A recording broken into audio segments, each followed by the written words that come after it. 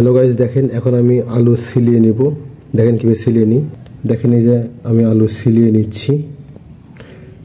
Hello guys, দেখেন আলু ছিলানো শেষ হবে, তত আমার আলু এখানে সুন্দর হবে। তেল দিয়ে দিচ্ছি কারণ আমি অল্প রান্না করবো, এই জন্য পেঁয়াজ করে দিচ্ছি। ব্রাউন কালার হয়ে আসছে, এখন আমি মশলা দিব।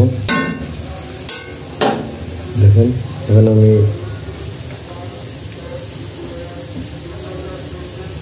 মরিচ দিয়ে দিলাম, মরিচ,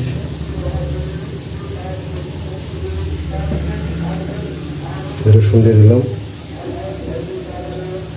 এখানে যে আদা বাটা দিয়ে দিলাম,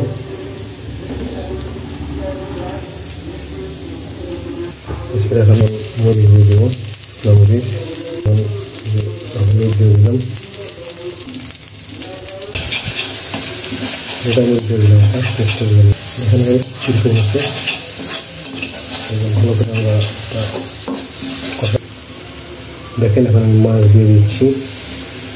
মাছগুলো ভালো করে কষা নেব, ভেঙে না যাওয়া পর্যন্ত। তাই দেখেন কত সুন্দর কষানো হচ্ছে।